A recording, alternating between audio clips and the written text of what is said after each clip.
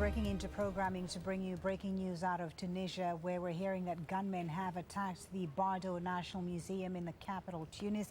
According to the Interior Ministry, 8 people have been killed. 7 of them are foreigners, and one of them is said to be a Tunisian.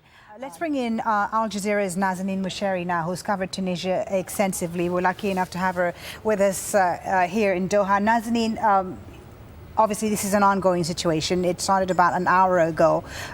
Interior Ministry saying that 7 foreigners and 1 Tunisian are dead.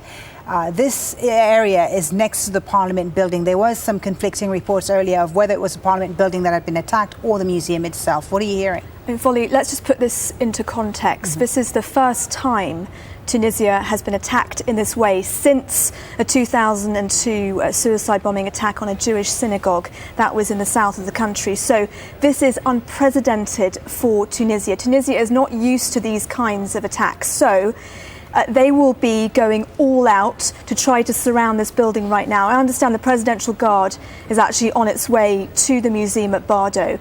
Now, Bardo is an area, as Yasmin mentioned there, where there is the Parliament. Now, around Parliament there is heavy security, but up until now, tourist spots like museums have not had any kind of security because there's been no direct threat against tourists, only against military targets, which we've seen various attacks in the past couple of years, and police, but never up until now against a museum and tourists like this. So I can tell you right now that the Tunisian National Guard, the Tunisian Presidential Guard, Special Forces are surrounding Bardo Museum right now, and they will be doing everything they can to get people out of that building safely. The pictures that we're looking at, Nazanin, right now, where is this exactly? Is that the museum? Is that the entrance of the museum?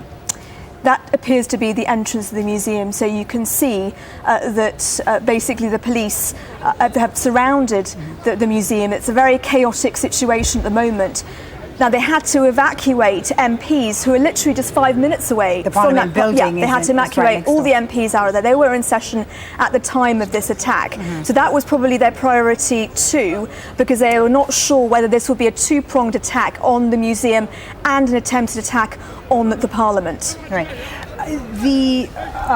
Yasmin was telling us that 200 tourists had managed to escape from the museum. Obviously, we don't know how many are still inside. Do we have any numbers? Is there any information about that? We have no idea how many still inside. We understand from the Ministry of Interior that it was 2 gunmen who stormed the Bardo Museum, and we're hearing really horrible reports that up to 8 people have died, possibly more wounded and injured. At least 1 woman was injured and was taken away to be treated. But it is a very difficult situation now because the Tunisian authorities will want to prevent any more deaths. And of course, we don't know yet still who is behind this. Exactly. Initially, we heard that there were 3 gunmen, but now 2 gunmen. As you said, Nazanin, this is unprecedented for Tunisia, which has been hailed as a success of the Arab Spring, a model for the Arab Spring in the region. You mentioned that there had been threats against the military in the past. Who was behind those threats?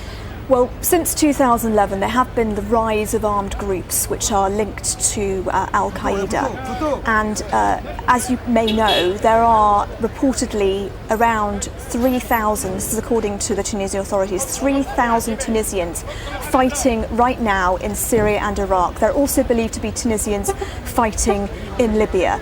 Now, is it links to Al-Qaeda? Sorry to interrupt you. Al-Qaeda or ISIS? No. The groups that have carried out attacks in Tunisia are believed to be linked to Al-Qaeda. But there's this added link which has happened in the past year or 2, which is linked to groups fighting on behalf of ISIL in Iraq and Syria. Now, this has been extremely concerning for the Tunisian authorities, particularly worried about those fighters coming back trained to Tunisia. Now, there have been many arrests. Just in February, 32 people were arrested by the Tunisian authorities. Now, the Tunisian authorities at the time said that they had foiled planned attacks against potential military and police targets. That was in February of this year. But again, I can reiterate that this is the first time we've had any kind of attack in Tunisia against what is a museum, one of the most popular museums in the country. If you're just joining us, we're continuing to watch this breaking news story out of Tunis, the Tunisian capital, where the National Museum, Bardo, is under attack, it seems. The Interior Ministry saying that 8 people have been killed, 7 of them foreigners. One of them is Tunisian. There is no word yet on the number of people who are still trapped inside the museum.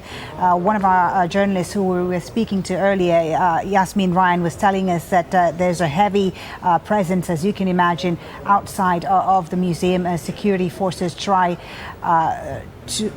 One killed from inside the museum. Yeah, this is the first picture that's coming into us from inside the museum. In fact, as you can see, a number of people there sitting down. Are they hostages? Looks that way, but we're not clear at this stage. We can't confirm any of this as of yet. But what we know is that the gunmen there, at least 2 of them, and they've killed 8 people according to the Tunisian Interior Ministry. This museum is right next to the Parliament building, which we understand has been evacuated, but the situation is ongoing, and we can still see, it seems, people running out now of the museum there, escorted by the security forces. We saw one man come out just a few seconds ago. More people coming out from the museum, from inside the museum, and still no word yet on how many are inside.